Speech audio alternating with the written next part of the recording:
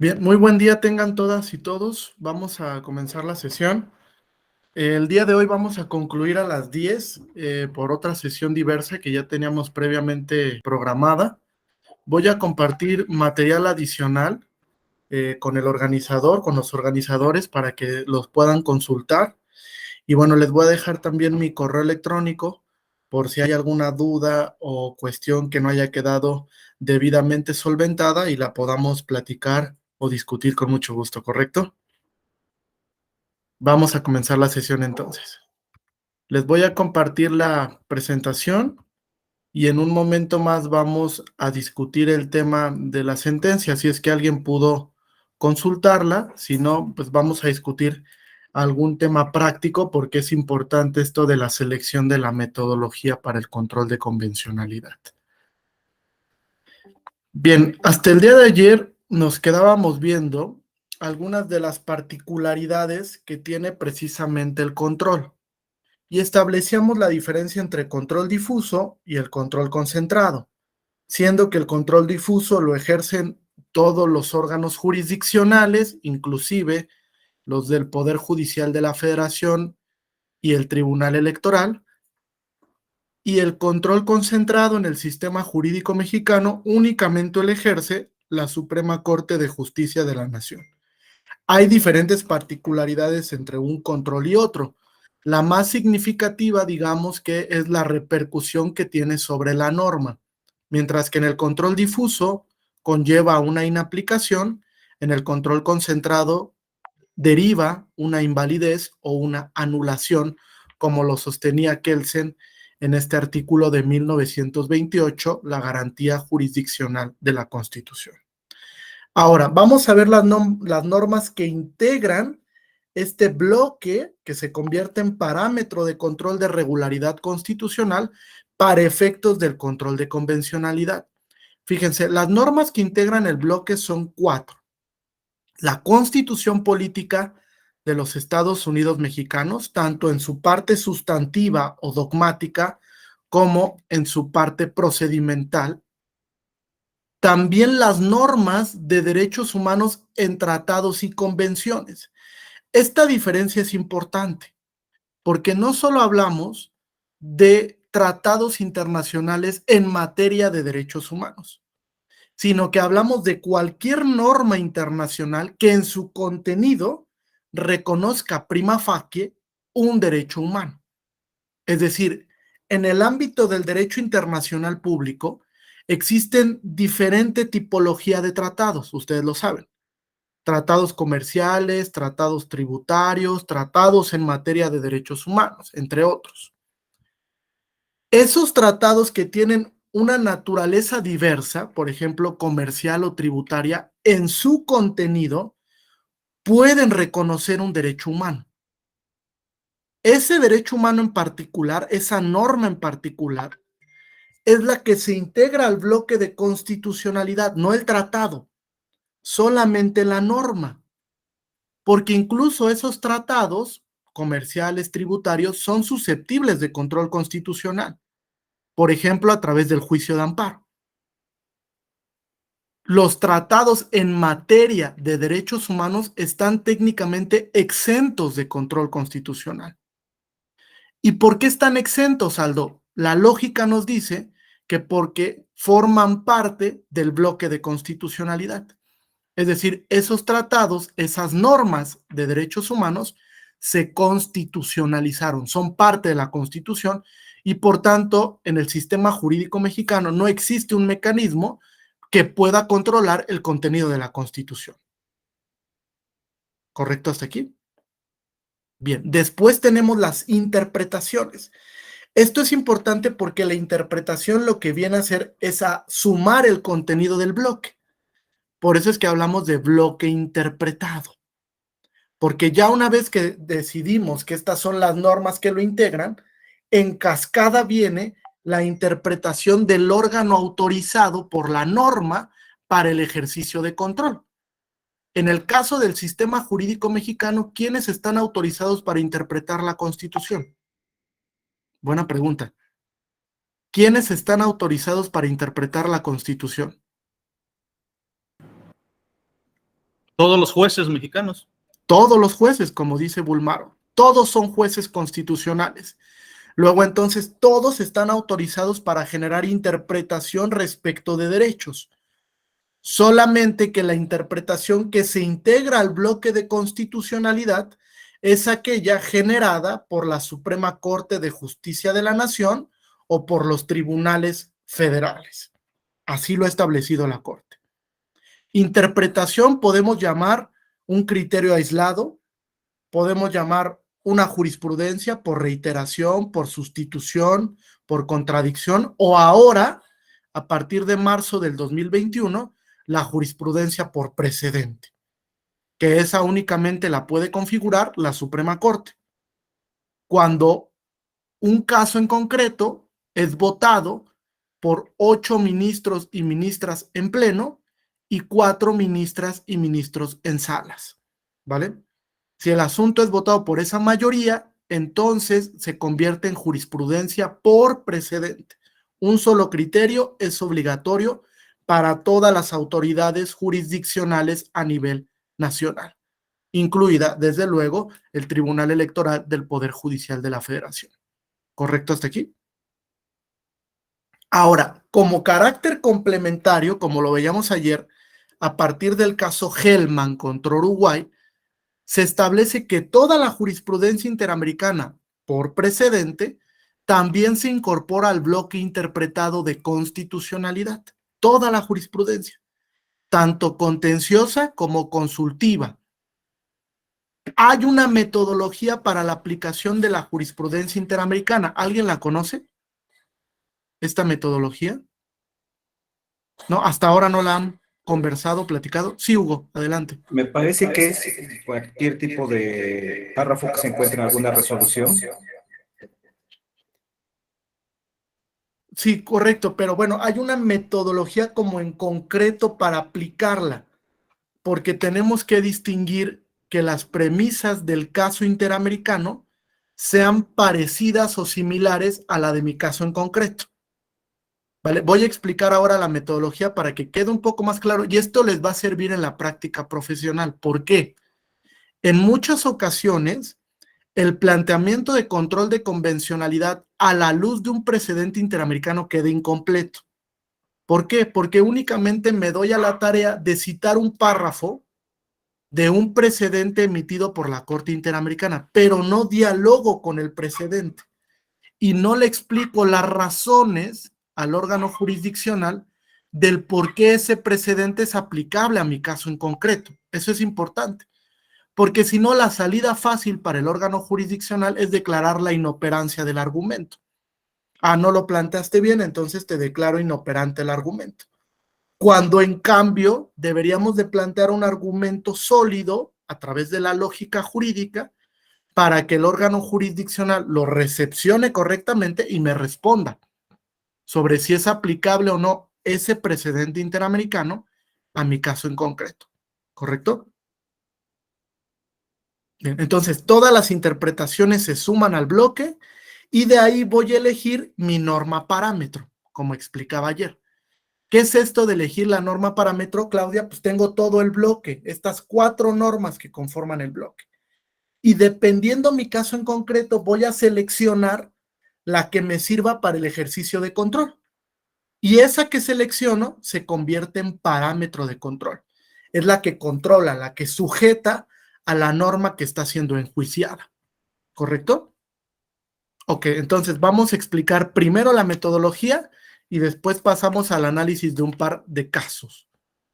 Fíjense, la metodología se ocupa de la siguiente manera. Es una metodología en realidad no tan compleja. Si ustedes se aprenden esta metodología para la aplicación de sus casos, les va a resultar mucho más sencillo poderla precisamente embonar a través de los argumentos que vayan a generar en sede nacional. Fíjense, primer paso de esta metodología. Esta es la metodología para aplicar precedentes interamericanos. El primer paso de esta metodología, voy a hacerlo más grande para que lo vean bien.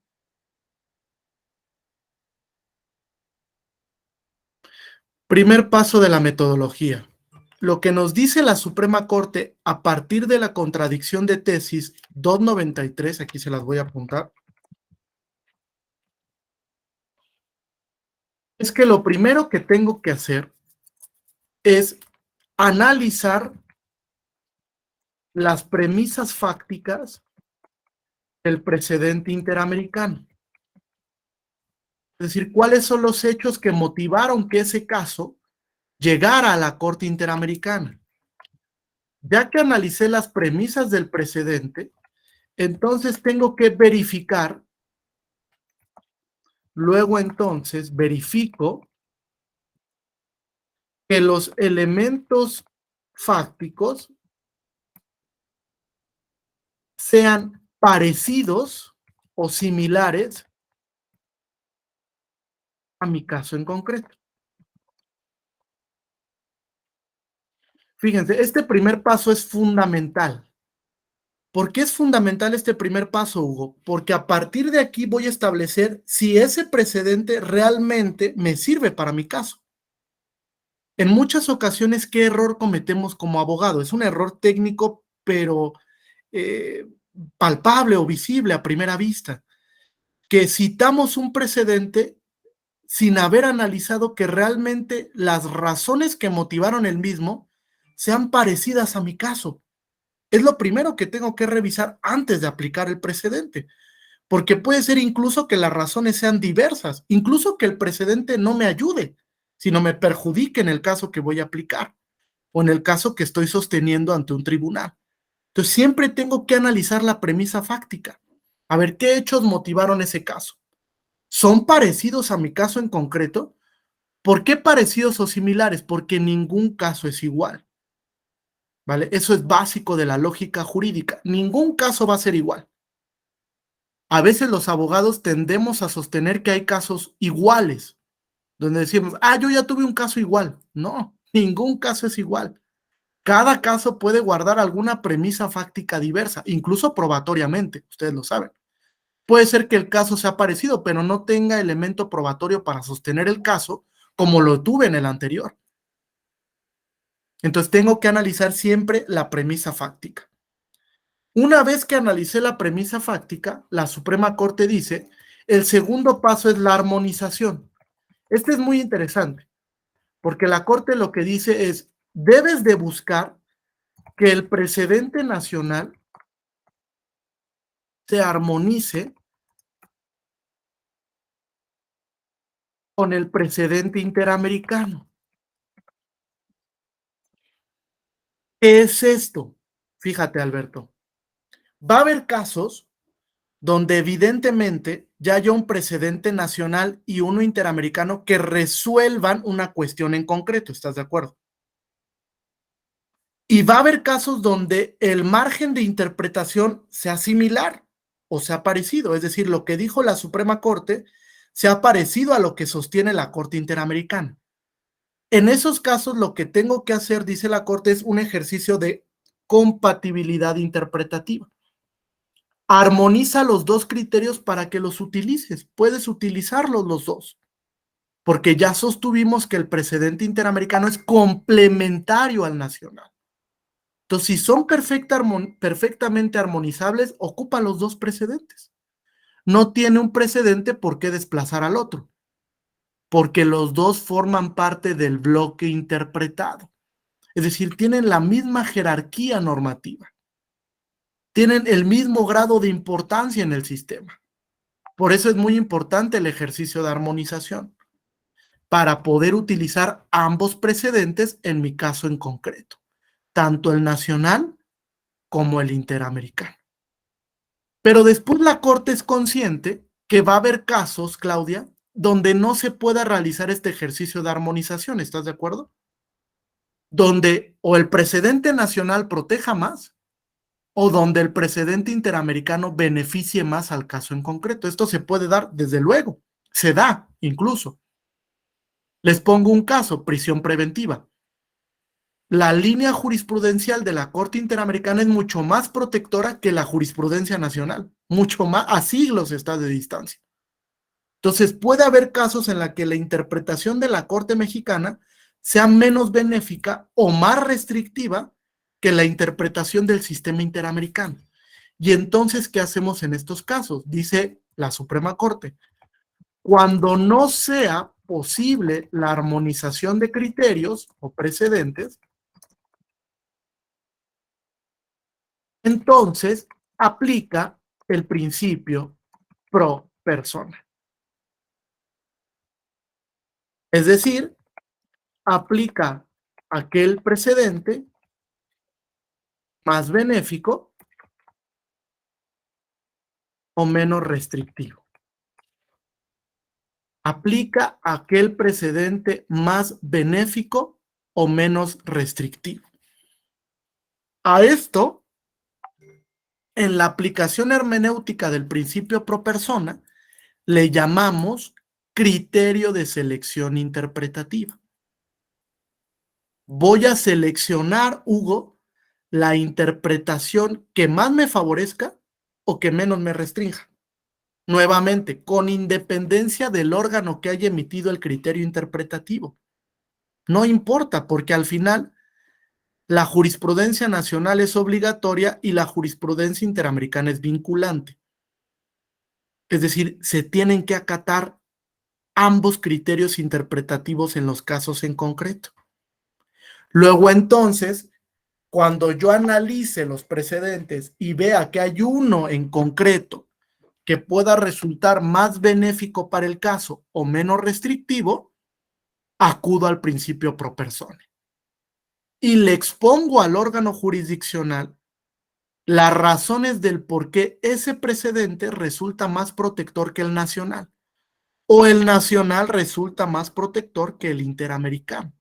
No se tiene por qué desconocer el precedente interamericano. En la práctica, ¿qué es lo que hacemos? Acudimos al precedente nacional y con eso nos basta y nos sobra para el ejercicio interpretativo, ¿sí o no? Ese ejercicio interpretativo está sesgado, desconoce el efecto útil de los criterios interamericanos. Les diría yo, y entonces, ¿para qué establecimos que el precedente interamericano es vinculante si no lo vamos a ocupar? No sirve para mucho ese criterio. ¿Qué es lo que tenemos que hacer? Entender que el control de convencionalidad que aplica la Corte Interamericana viene a nutrir la interpretación nacional, no a desplazarla, viene a complementarla, a sumar al contenido del derecho, pero también razonar que va a haber momentos en el que el precedente interamericano sea más protector y eso no es indebido. Va en corriente de la propia lógica de la interpretación dinámica, constitucional y convencional. Va a haber un caso donde la Corte ocupe un método interpretativo que sea más benéfico para el contenido del derecho. Y esto es correcto, es asertivo este ejercicio, porque lo que buscamos con la interpretación es ir potencializando o maximizando los derechos, ¿están de acuerdo? Es propio de la dinámica del principio de progresividad, que los derechos vayan avanzando de manera gradual, no que se queden estáticos. Los derechos son, por su propia naturaleza, activos, dinámicos. Y esa dinámica de los derechos lo que busca es ir ampliando el contenido esencial. ¿Va a llegar un momento en el que se tenga que establecer un límite al derecho? Desde luego que sí, porque el derecho no es absoluto, el derecho humano o el derecho fundamental. Pero ese límite o restricción también tiene que superar un estándar constitucional y convencional, a la luz de una metodología contemporánea que en América Latina hemos aceptado, que es el test de proporcionalidad. ¿Bien hasta aquí? ¿Alguna duda o pregunta? ¿No? Ok. Último paso, que este paso no lo dice la jurisprudencia mexicana, pero es un paso esencial. Si nos quedamos hasta la selección del argumento o del precedente más benéfico o menos restrictivo, el ejercicio no está completo. El último paso es dialogar con el precedente.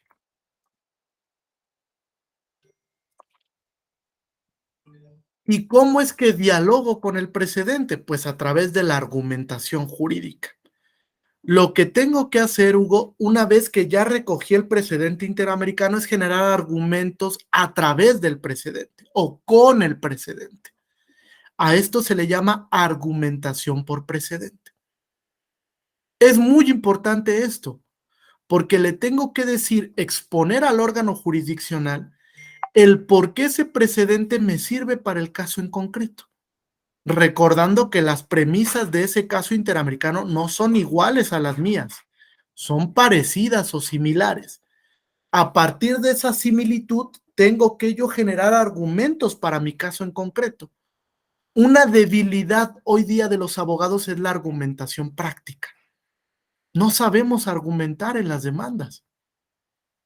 Sí, ya hicimos toda esta metodología, ya seleccionamos el precedente, ya dijimos por qué ese precedente es aplicable, pero no sabemos argumentar a través del precedente.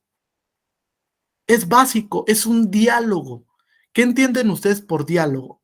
Cuando decimos dialoga con el precedente.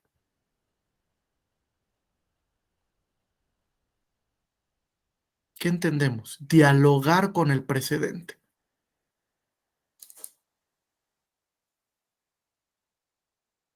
¿No? ¿Nadie? Bueno, una pregunta previa. ¿Quién ha utilizado jurisprudencia interamericana en algún momento? ¿Nunca nadie la ha empleado, jurisprudencia interamericana, para un caso en concreto? No, bueno, fíjense, estamos a 11 años de la reforma. 11 años. Estamos a 8 años, casi 9, de que la Corte estableciera que la jurisprudencia interamericana es vinculante y no la hemos utilizado. ¿Por qué? Tenemos que empezar a pensar por qué no hemos utilizado la jurisprudencia interamericana si desde hace 9 años es vinculante. Es decir, tiene el mismo grado de obligatoriedad que la jurisprudencia nacional, ¿eh? No se le puede desconocer nada más porque sí. Entonces quiere decir que ha sido poco útil para la práctica de la abogacía la jurisprudencia interamericana. Porque si no la utilizamos, díganme ustedes la importancia de tener ese grado de vinculatoriedad. Pues es nulo, ¿no? No le estamos empleando. Bulmaro, adelante. Yo creo que, buenos días a todas y a todos primero, creo que dialogar con el presidente, digamos, implica realizar estos primeros 3 pasos que estamos comentando, es decir, se analiza el contenido del presidente, no implica agarrar el presidente y ponerlo, copiar y pegar, no, sino más bien es a partir del contenido del precedente tienes que contextualizar el caso concreto y pues hacer una especie de análisis o argumentación de por qué estás utilizando o por qué aplica en el caso concreto ese precedente, ¿no? Sí, correcto, totalmente. Es decir, es una argumentación evidentemente contextual y es una argumentación también que se basa en interpretación diversa. Es decir, ya denoté que ese precedente me sirve. Ya ubiqué la parte del precedente que resulta aplicable para mi caso, porque desde luego que no todo el precedente va a resultar aplicable. Tal vez un párrafo en concreto es el que me beneficie o el que me sirva para resolver una duda interpretativa. Ya lo ubiqué, ya lo trasladé a mi caso en concreto. El último paso es genero argumento a través del precedente. Le expongo al órgano jurisdiccional por qué tiene que tomar en cuenta ese caso para resolver el mío. No es tan difícil, hay que utilizar a veces el pensamiento crítico, hacerle preguntas al órgano jurisdiccional. Oye, órgano jurisdiccional, ¿la prisión preventiva se tiene que aplicar de manera oficiosa? Ah, con base en el precedente interamericano fulanito de tal, se ha sostenido que la prisión preventiva se tiene que aplicar a la luz del test de proporcionalidad o del principio de proporcionalidad. En el caso en concreto, pum, pum, pum, se aplicó sin este razonamiento y se estima que es arbitrario. y luego aterrizo la premisa fáctica. A veces aterrizar la premisa fáctica es algo complejo para el abogado, porque el abogado está acostumbrado a acreditar pretensiones o a probar pretensiones, pero no a probar hechos. Hoy día el razonamiento probatorio lo que nos dice es no tienes que acreditar las pretensiones. Lo que tienes que acreditar son los hechos y eso será una consecuencia de acreditar una pretensión. Pero si no acreditas tus hechos, ¿cómo quieres que en consecuencia se tengan por ciertas tus pretensiones? Fíjense, es una premisa contemporánea del razonamiento probatorio, que nos dice, tienes que concentrarte en que las pruebas sean idóneas y pertinentes para tus hechos. Y si son idóneas y pertinentes para tus hechos, entonces en consecuencia se va a acreditar la pretensión que tú buscas. Ah, ya demostré que tengo arraigo en la Ciudad de México.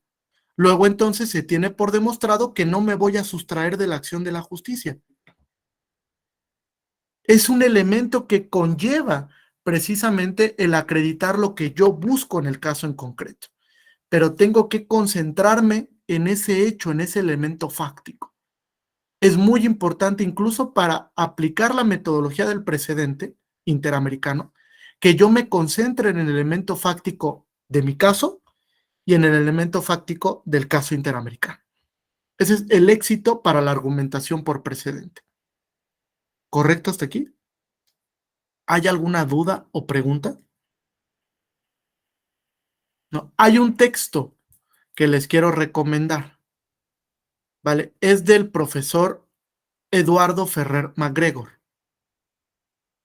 que se llama Diálogo Jurisprudencial. Está publicado por el Instituto de Investigaciones Jurídicas de la UNAM. Es de acceso gratuito. Se publicó por ahí del año 2015-2016. Utilícenlo. Consúltenlo, creo que les puede servir muchísimo para su práctica profesional. Y para terminar de analizar este tema de la vinculación al precedente interamericano, que forma parte, es un aspecto esencial del control de convencionalidad. ¿Bien hasta aquí? Sí, perfecto. Bien, uno de los criterios precisamente que les puede servir para resolver el examen final es esa contradicción de tesis 293 del 2011, que es un criterio evidentemente problemático. En materia electoral tenemos uno parecido, que es el de la prohibición de compra de radio y televisión para los candidatos. Ese también es problemático porque es una restricción constitucional. Igual tenemos una jurisprudencia emitida por la Sala Superior que establece que la restricción para que los ministros de culto participen o ejerzan su derecho a ser votado es constitucional. También es un criterio problemático a la luz del control de convencionalidad, porque no podemos sostener, fíjense, este es algo que sostenemos recurrentemente en México y es muy problemático en la aplicación práctica de los derechos. Sostenemos que la restricción de un derecho es constitucional, aunque sea inconvencional. ¿Es lógico esto? O sea, ¿puedo yo válidamente decir, la prisión preventiva es constitucional y se va a aplicar aunque sea inconvencional? No me importa. Lo que me importa es que sea compatible con la Constitución. No es lógico este argumento, porque desconocen la naturaleza de la reforma del 2011, que era la armonización de la normativa nacional frente al derecho internacional de los derechos humanos. Entonces, no puedo sostener válidamente que una restricción sea constitucional si vulnera el contenido de la Convención Americana. ¿Por qué? Porque la Convención Americana es constitución. Es algo que no hemos terminado de entender. Nos cuesta mucho trabajo asimilar que todos esos tratados son constitución, son parte del contenido constitucional, aunque no los veamos ahí. Es una incorporación implícita y conlleva una lectura no taxativa de la Constitución.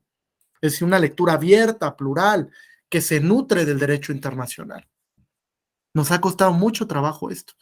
y hemos declarado constitucionales restricciones que son a todas luces inconvencionales, por varios precedentes de la Corte Interamericana. Entonces, sí es complejo porque va a llegar un momento en el que esa restricción llegue al sistema interamericano y obliguen a México a modificar la Constitución, porque no está respetando el estándar internacional. Y el estándar internacional no se puede nada más inadvertir o inobservar porque sí, ¿eh? Recuerden que existe el principio de bona fide. Tú suscribes un tratado para cumplirlo, no para desconocerlo. Fíjense, hay una nota distintiva importante. México suscribió tratados internacionales los 210 hasta antes del 2011. ¿Por qué creen? ¿Por qué creen que México suscribió todos esos tratados hasta antes del 2011? Uno, porque antes de la reforma del 2011, los tratados internacionales ocupaban el rango de ley. ¿Están de acuerdo? No eran constitución, estaban por debajo de la constitución.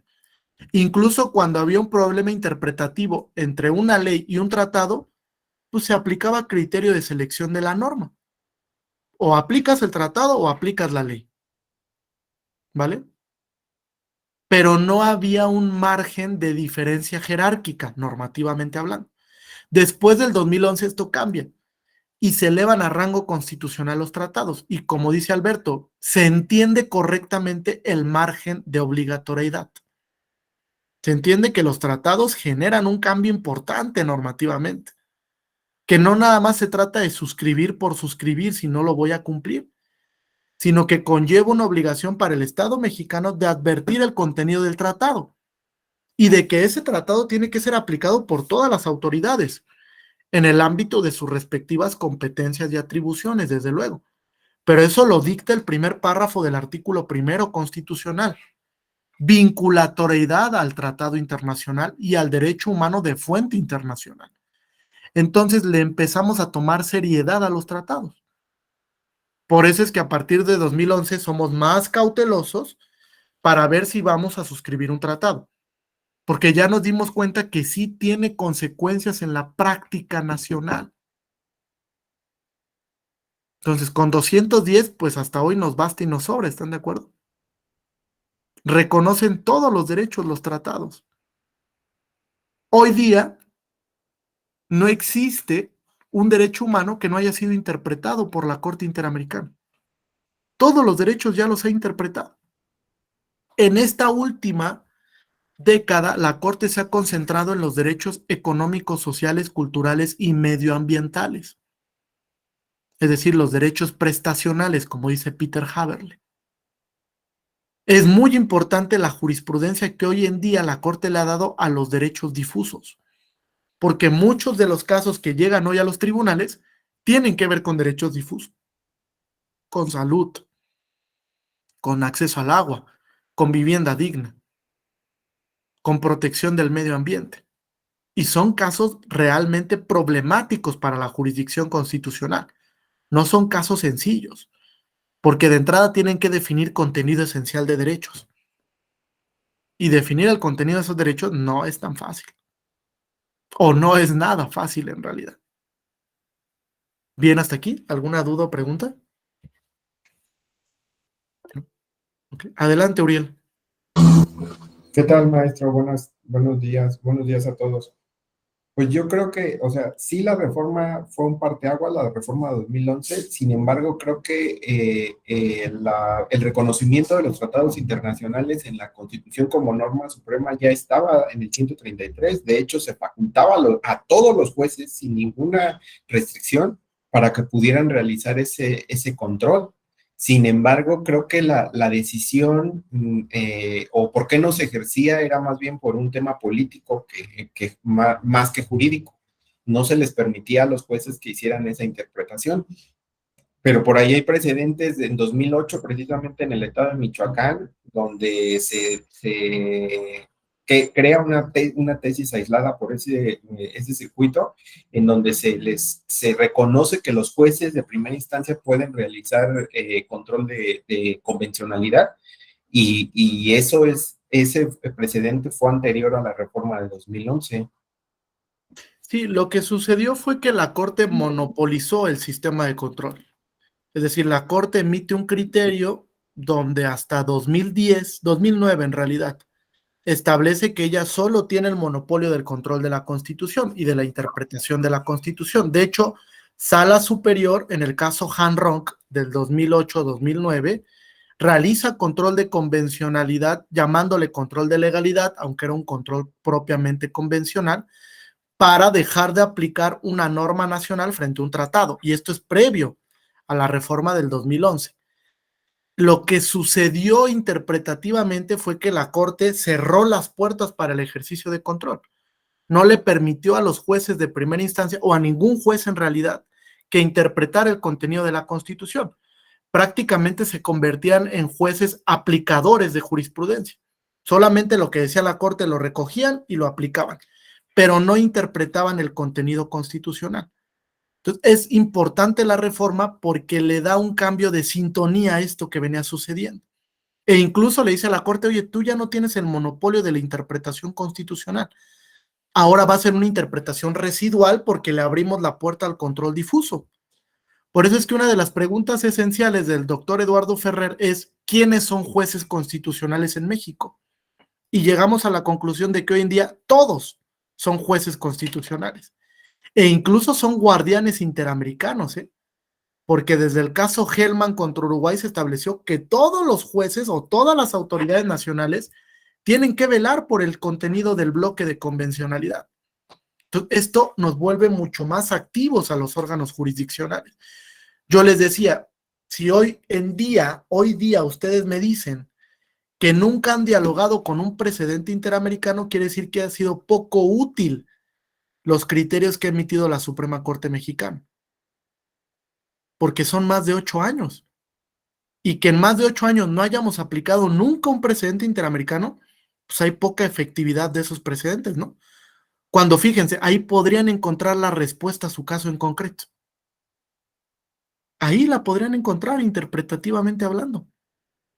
Solamente es caso de acudir a la jurisprudencia, y no es tan complejo, hay cuadernillos de jurisprudencia donde se sistematizan los criterios interamericanos.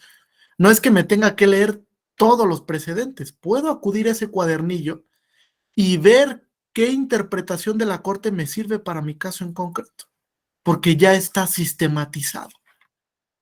Entonces, me parece que no existe alguna razón lógica para que yo no acuda a ese precedente, incluso por el grado de vinculatoriedad que tiene, que es un grado de vinculatoriedad absoluto, Así lo ha dicho la Corte Mexicana. Jueces nacionales tienen que aplicar jurisprudencia interamericana, no es optativo, no es facultativo, es una obligación constitucional. Así es como lo tenemos que entender. Pero si no le hago yo el planteamiento al órgano jurisdiccional, pues difícilmente lo va a hacer de manera oficiosa. Porque lo cierto es que hoy día, y más con la pandemia, los órganos están superados, están colapsados. Ustedes ven estadísticamente, antes de la pandemia un juicio de amparo tardaba 8 meses en resolverse, a veces hasta 6. Hoy día tarda más de un año un juicio de amparo en resolverse. Es decir, ha ido en aumento porque la carga de trabajo del órgano jurisdiccional lo ha superado. Incluso la Corte hoy día está superadísima, Tiene un rezago de más de 20,000 asuntos y lo sigue acumulando, acumulando, acumulando. Por eso es que he intentado implementar medidas de política judicial para que ya no todo proceda y entonces no colapse la Corte. ¿Vale? Es importante el tema. Imagínense si la Corte colapsa en algún momento porque queda superada por los asuntos que ingresan. O sea, es mucho más lo que ingresa que lo que resuelve la Corte. Incluso le resta efectividad a la decisión judicial. Ya no le ponen tanta atención al caso, porque tienen tantos que evidentemente hay que sacar números. Entonces va arrastrando todo, la argumentación, la calidad de la interpretación, la calidad de los criterios que se emiten, todo. Entonces no es menor este tema, es muy problemático. Para la justicia electoral se vienen dos procesos muy complejos también. El del Estado de México ustedes lo saben, es un proceso muy complicado, política y jurídicamente. También el proceso de 2024 va a ser muy complejo. Entonces, vienen factores determinantes para fijar la concordancia en la línea jurisprudencial del poder, del Tribunal Electoral del Poder Judicial de la Federación. Va a ser importante estos dos periodos electorales para definir elementos interpretativos relevantes de casos que seguramente van a llegar. Violencia política, propaganda electoral, redes sociales, ya lo vimos, ¿no? Con el tema del uso de las nuevas redes sociales como TikTok, como Instagram, como Twitter, etcétera.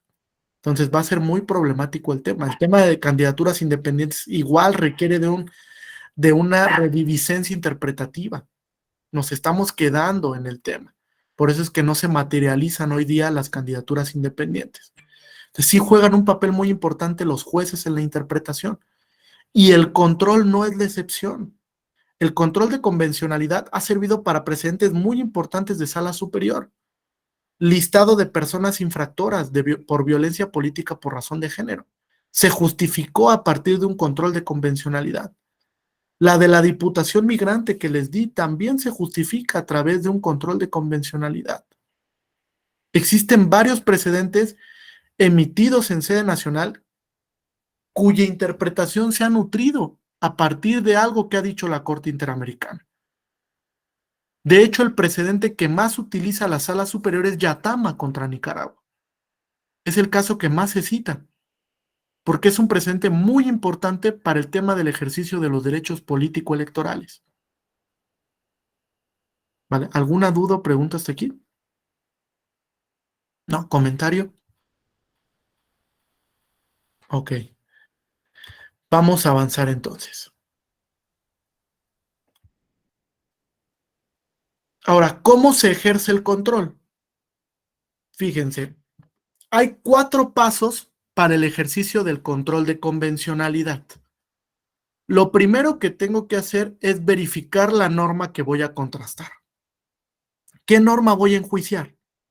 ¿Y por qué razones estimo que esa norma es contraria al bloque de convencionalidad? Lo primero que tengo que hacer entonces es tener en cuenta el contenido de la norma que yo entiendo vulnera un derecho humano de fuente internacional. Ya que ubiqué la norma, el segundo paso es ¿cuál voy a utilizar? ¿Qué norma del bloque voy a utilizar de parámetro? ¿Vale? Porque entonces voy a supeditar en la norma condicionante. La norma enjuiciada está aquí abajo, la norma parámetro está aquí arriba. Es un ejercicio de control vertical. Tengo que elegir esta norma que me va a servir de parámetro. ¿Cuál me va a servir de parámetro? Pues tengo que verificar qué incidencia tiene la norma enjuiciada en qué derecho humano, para que yo pueda elegir mi norma parámetro. Ya que elegí mi norma parámetro, el tercer paso es definir por qué la norma enjuiciada afecta ese derecho. ¿Por qué lo afecta? Porque lo limita, porque genera una actuación arbitraria, porque lo deja sin contenido, puede darse el caso también, porque contradice el contenido del derecho, etcétera. Tengo que verificar por qué la norma que estoy enjuiciando o que estoy controlando, examinando, vulnera ese derecho o libertad. Y el cuarto paso es importante, porque el cuarto paso lo que nos dice es elige la metodología. ¿Qué metodología vas a utilizar? Ya sabes que es un control de convencionalidad, porque es respecto de un derecho humano reconocido en una fuente internacional. Ahora elige la metodología que sirva para el ejercicio de control, que puede ser un test de proporcionalidad, que puede ser un test de igualdad, que puede ser un test de progresividad. que puede ser un escrutinio estricto de convencionalidad, etcétera. Pero elige la metodología. La selección de la metodología es importante, ¿eh? O muy importante. ¿Cuándo se utiliza test de proporcionalidad? ¿Alguien sabe? ¿Cuándo empleamos el test? ¿No? ¿Nadie nunca lo ha utilizado? Ok, el test de proporcionalidad lo utilizamos cuando estamos frente a una restricción a un derecho. ¿Vale? Esta norma restringe el derecho por esto, lo limita. Entonces voy a analizar si la restricción es convencionalmente válida y voy a girar el test, que se compone de 4 gradas: fin constitucionalmente válido, idoneidad, necesidad y proporcionalidad en sentido estricto. Fin, idoneidad, necesidad y proporcionalidad en sentido estricto. O voy a utilizar el test de progresividad. ¿Alguien tuvo oportunidad de leer el Subrec 88 o de consultarlo el día de ayer? Sí, Hugo, adelante.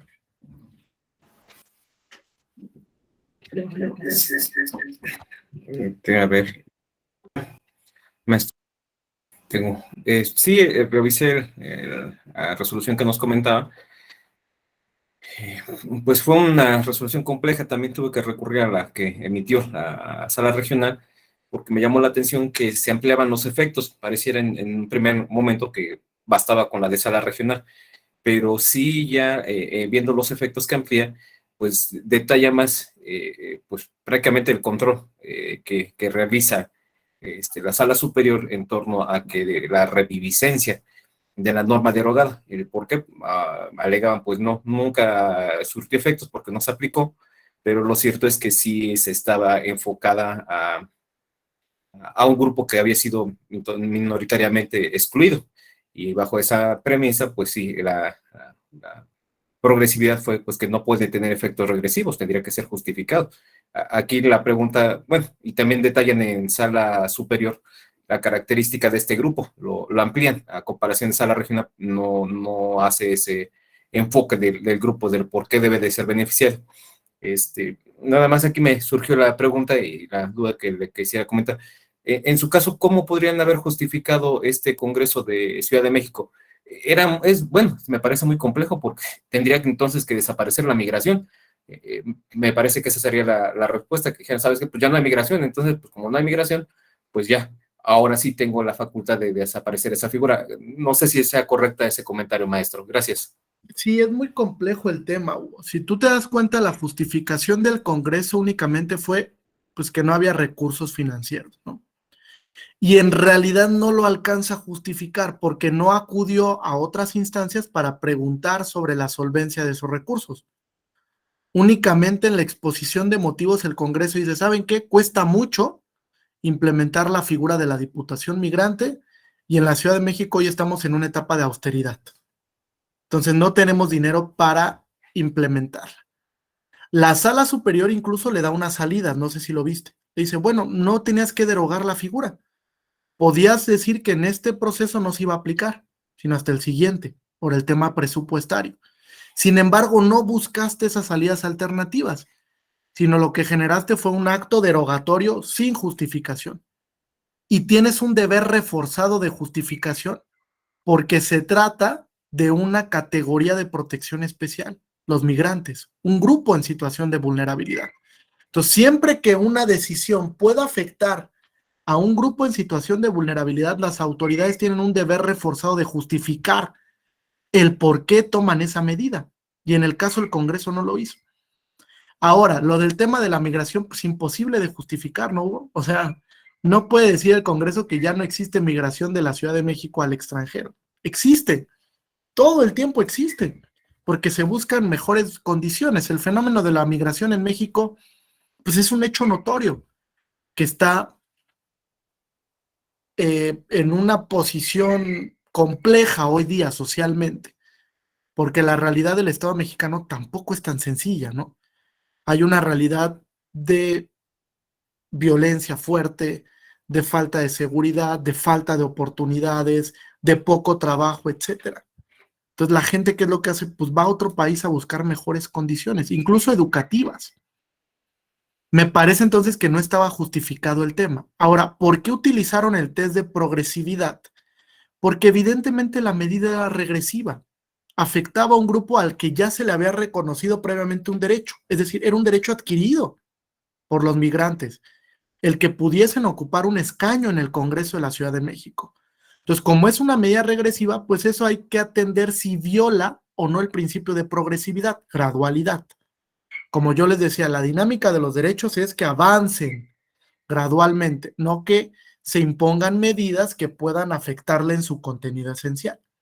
Entonces, como no alcanzaste a justificar la medida e irracionalmente la derogaste, pues es inconstitucional e inconvencional, porque también la Sala Superior aplica un control de convencionalidad a través del test de progresividad. Entonces, es una sentencia importante para este tema, sobre todo también porque da de notar la importancia que tienen los grupos en situación de vulnerabilidad. La jurisprudencia de la Sala Superior en estos últimos 5 años se ha enfocado mucho en grupos en situación de vulnerabilidad, mucho. Migrantes, personas de la diversidad sexual, mujeres, comunidades indígenas, grupos minoritarios también, como religiosos. Se ha enfocado también en comunidades específicas, como los mushes, como ahora las personas no binarias. O sea, mucha de la jurisprudencia va de la mano con la protección de estos grupos en situación de vulnerabilidad. Por eso es que es muy importante tanto el test de igualdad como el test de progresividad. La Sala Superior ocupa mucho el test de igualdad para ver si una medida es discriminatoria o no. Importantísimo verificar el uso de la metodología, ¿no? Tengo que establecer cómo es que la norma afecta al derecho para determinar la metodología. Me puedo equivocar en la metodología y eso va en detrimento de la argumentación. Por eso es que tengo que ser muy pulcro, muy cuidadoso en qué metodología voy a utilizar. No todas las metodologías sirven para todos los casos. A veces yo me he encontrado que para todo queremos utilizar test de proporcionalidad, pero no estamos frente a una restricción. Entonces no me sirve ese test. A lo mejor hay otra metodología que me puede servir. Obviamente el uso de la metodología no es vinculante, no es que tenga que utilizar a fuerzas el test de proporcionalidad, pero le suma a la argumentación. Es decir, si yo utilizo la metodología, mi argumentación va mucho más fuerte que si no la utilizo. Además de que es una metodología aceptada ya la hemos validado. Entonces, si ya la validaron los tribunales, ¿por qué no la voy a utilizar? La tengo que utilizar en mis planteamientos para decirle al órgano jurisdiccional por qué debe de emplear esa metodología en ese caso en concreto. ¿Correcto hasta aquí? Bien. ¿Alguna duda o pregunta? Sí, Hugo, adelante. Maestro, incluso ahorita que comenta de los mushes, en la parte inicial de la resolución hablan sobre el Instituto Electoral de Participación de Oaxaca. No sé si hay algún antecedente anterior a diputado migrante. Me pareció hace tiempo escuchar una noticia que también en Oaxaca tenían esa figura. Zacatecas también la tiene. Gracias. Oaxaca, Guanajuato también. Y por ahí hay otro estado que también tiene la figura. Ah, Michoacán. Michoacán también tiene el tema de la diputación migrante, por el mismo fenómeno de migración que existe, ¿no? Entonces sí hay varios. El primer antecedente que existe en México es Zacatecas. Es el primer estado que implementó la figura de la diputación migrante. Obviamente tiene complejidades la figura, ¿eh? No es tan sencilla. De hecho, las logra advertir la Sala Superior y por eso establece que el Instituto Electoral de la Ciudad de México tiene que reglamentarla. ¿Por qué? Porque como ya dejamos el vacío normativo por el acto derogatorio y estábamos en pleno proceso electoral, dice la Sala Superior, pues te toca, Instituto Electoral, generar un reglamento sencillo para el registro de las diputaciones migrantes y vincular a los partidos para que por lo menos propongan una diputación bajo el criterio migrante, por lo menos una, para garantizar que ese grupo esté representado. Hoy día en el Congreso Federal existe la figura de la diputación migrante, ¿eh? que se validó a partir de una sentencia de la Sala Superior proyectada por la magistrada Janine Otálora. Entonces, prácticamente hoy en el Congreso Federal están representados todos los grupos. O sea, sí hay 250 hombres y 250 mujeres, pero además de eso están miembros de la comunidad de la diversidad sexual, migrantes, jóvenes, adultos mayores, personas con discapacidad, etcétera. Prácticamente todos los grupos están reconocidos. Y eso es un avance importante. Es la primera vez que tenemos una pluralidad de reconocimiento así en el Congreso Federal. Y es a lo que aspiramos en los congresos locales, ¿no? Que estén todos los grupos reconocidos para que realmente podamos hablar de una democracia no solo representativa, sino también de una democracia participativa. Les estoy copiando dos textos. El último es el cuadernillo de jurisprudencia. Todo lo que vimos hoy está en esos 8 puntos del cuadernillo de jurisprudencia. Bueno, estas 2 sesiones de la Suprema Corte. La Corte se ha dado la tarea de crear cuadernillos de jurisprudencia, como lo hace la Corte Interamericana. Y tiene un cuadernillo específico de control de convencionalidad, de cómo aplicar el control de convencionalidad en sede nacional. 8 puntos son los que aborda la Corte en este cuadernillo de jurisprudencia. Desde la jerarquía de normas, el control ex oficio, el principio pro persona, la aplicación de la jurisprudencia interamericana, las restricciones a los derechos y el control de convencionalidad de leyes secundarias. O sea, lo que hemos platicado en estas 2 sesiones está en ese cuadernillo de jurisprudencia. Consúltenlo, a lo mejor sirve para afinar algunos puntos que quedaron en duda. ¿Correcto? ¿Alguna duda o pregunta hasta aquí? No, hay un texto que les quiero recomendar de Jaime Mandujano que se llama Convergencia Interpretativa y Control de Convencionalidad. Lo publicó hace un par de años ya con Tirant Loblanche. Creo que, si no me falla la memoria, debe ser 2016, 2017 igual. Es muy bueno ese texto porque tiene un lenguaje muy sencillo. Convergencia interpretativa y control de convencionalidad. Tirant Loblanche, Jaime Mandujano. ¿Vale? Si lo pueden consultar, si les llama la atención este tema, ese texto les puede servir muchísimo. Y hay otro del coordinador del diplomado, el doctor Alfonso Herrera, que se llama Elementos para el análisis de la jurisdicción constitucional. Elementos para el análisis de la jurisdicción constitucional. Ahí también, en un capítulo, aborda todo el tema del control de convencionalidad. Ese está publicado por Porrúa en la Biblioteca de Derecho Procesal Constitucional. También es un muy buen texto.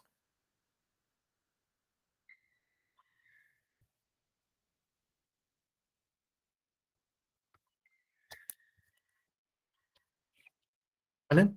¿Alguna duda o pregunta? ¿No? ¿Ninguna? Ok, bueno. Pues me despido. Muchas gracias por la atención en estas 2 sesiones. Les agradezco mucho que estuvieran al pendiente. Ya van para la recta final, viene la última parte donde van a ver ahora derechos en específico desarrollados por el sistema interamericano.